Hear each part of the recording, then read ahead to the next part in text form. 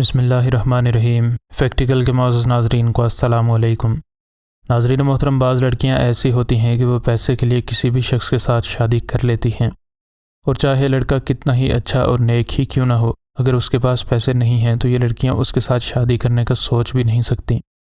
ایسی ہی یہ لڑکی بھی تھی، لیکن اس کی زندگی کے حالات کیسے بدلے، یقیناً یہ جان کر آپ کو حیرت ضرور ہوگی، اور آج کی ویڈیو میں اسی بارے میں ہم ناظرین کو آگاہ کریں گے۔ لیکن اس سے پہلے کہ ویڈیو کو مزید آگے بڑھایا جائے، اگر آپ فیکٹیکل کے نئے ناظرین میں سے ہیں تو ہمارے چینل کو سبسکرائب کر لیں، اور ویڈیو پسند آنے کی صورت میں ویڈیو کو لائک ضرور کریں۔ ناظرین محترم، نتاشا نامی یہ لڑکی ایک غریب گھرانے میں پیدا ہوئی، اور بچپن سے ہی اس نے یہ فیصلہ کر لیا تھا کہ وہ ایک امیر لڑکے سے شادی کرے گی۔ یہ لڑکی اپنے اس فیصلے پر اس قدر پکی تھی کہ آج تک اس نے تمام اچھے لڑکوں کے رشتوں کو محض اس قدر ٹھکرا دیا تھا کہ ان کے پاس پیسے نہیں تھے۔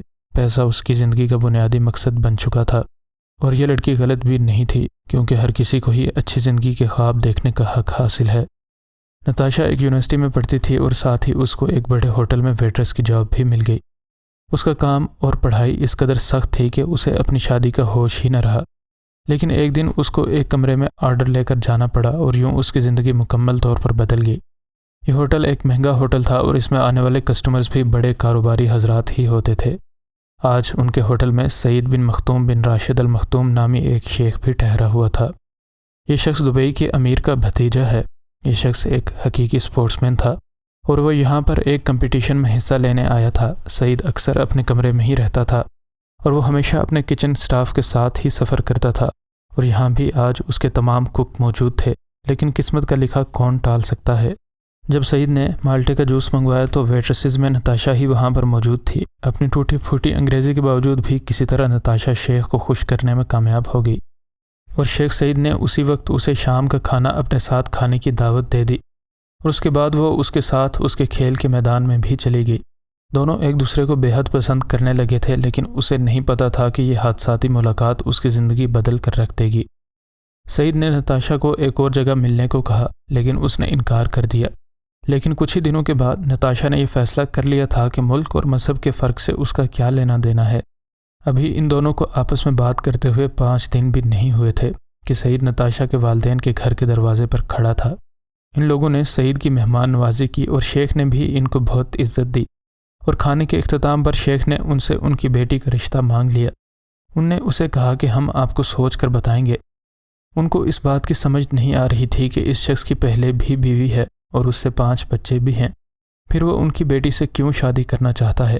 ماں باپ نے بیٹی سے پوچھا تو اس نے اپنی رضامندی دکھائی، اور یوں دونوں کی شادی طے ہو گئی، اور دونوں قبرص شادی کے بعد سیر کرنے چلے گئے، اور اس کے بعد دونوں اپنے گھر دبئی پہنچ گئے۔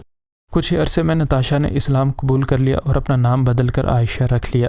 ان کی شادی کو اب کئی مہینے ہو چکے تھے، اور اگرچہ یہ لڑکی اپنے والدین کو کال کر کے انہیں یہ بتاتی تھی کہ وہ خوش ہے اور سب ٹھیک چل رہا ہے، لیکن اس کا باپ خود سے اس کے گھر جا کر اس کو دیکھنا چاہتا تھا۔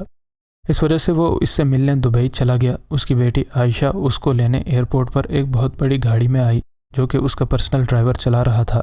اس نے کہا کہ یہ اس کے شوہر کی طرف سے ایک تحفہ ہے، اور اس کے بعد یہ دونوں گھر چلے گئے۔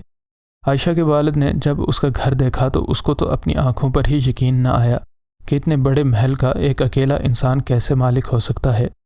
یہ سارے حالات دیکھ کر اس کا والد بے حد متاثر ہوا، لیکن جو چیز اس کو بے حد پسند آئی وہ یہ تھی کہ اس کی بیٹی میں بڑی ہی اچھی تبدیلیاں ہوئی تھیں۔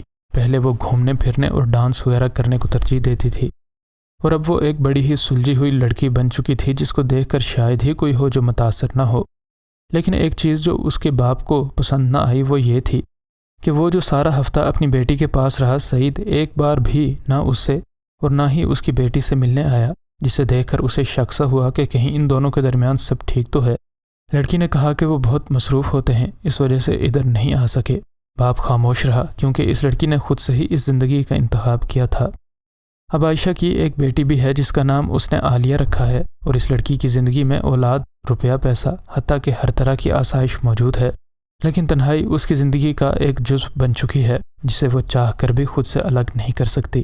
عائشہ اپنی زندگی سے خوش ہے، اور اب اس کے شوہر نے تیسری شادی آذربائیجان کی ایک جمناسٹ سے کر لی ہے، اور عائشہ کی اس کی پہلی بیوی کے ساتھ بھی اچھی خاصی دوستی ہو چکی ہے۔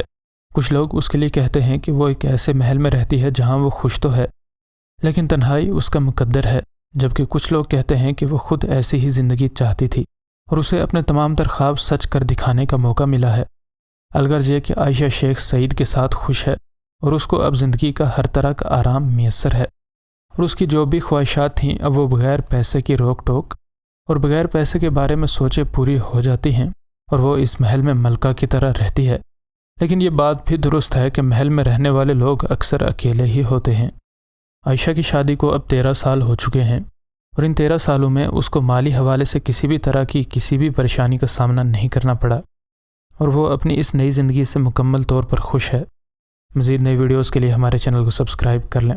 ویڈیو پسند آنے کی صورت میں ویڈیو کو لائک اور شیئر ضرور کریں۔